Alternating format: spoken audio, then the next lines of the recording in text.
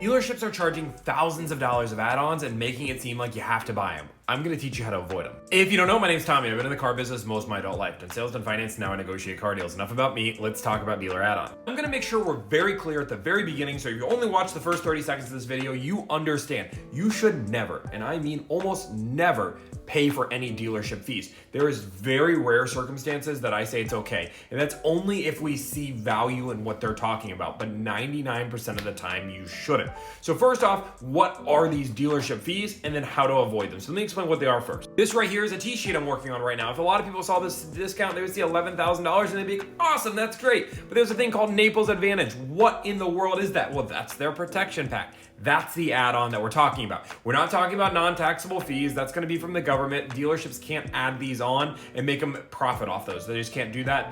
They collect the money for the government. If you over-collect, they have to send that back. So understand that this isn't what we're talking about. We're talking about things called Naples Advantage, low jack, any type of accessory that is on this sheet, you should not pay for. The only time you should really ever think about adding on these if you perceive value in that, and that's really what I'm talking about when it comes to like if there's tint and you need tint in your state. Something along those lines, and sure, maybe see some value, but as long as it's market price. If you're paying for tint, you should pay about $300 for tint. You shouldn't pay $900 for tint. But some people might say, well, Tommy, I see value in protecting my paint. The paint protection you're getting at the dealership is BS and is not worth a dime. I am telling you that half the time it is not applied, and the wax that comes on a car is what you're seeing 90% of them when they're showing you the results on these vehicles. I'll use an example. I was really bought into paint protection because I ceramic coat my cars. I go outside and I go get my car ceramic coated. So when I heard the dealership was starting to do ceramic coating, I got super excited. I said, let me as a finance manager go do a demo video so I can show my clients how great this is. So we did a car half and half. Half of it with this paint protection, half of it without. You could not tell the difference. Now, once I found a used car that was 5 or 10 years old and put the ceramic coating on, we can notice. But what we realized is that it's no different than just putting a wax on your car.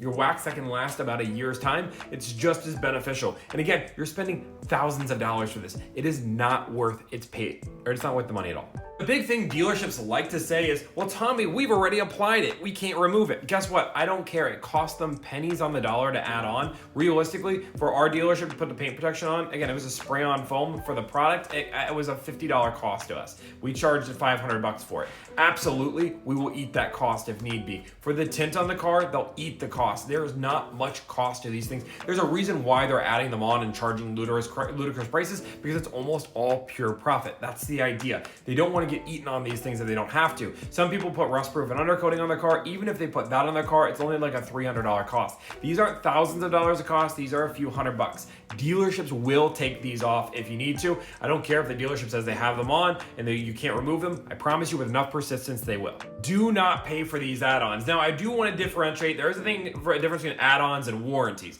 If a dealership is trying to throw on warranties and things along those lines, that's where I can see some value. For example, this deal that I'm working right now, they threw in a 7-year tire wheel protection.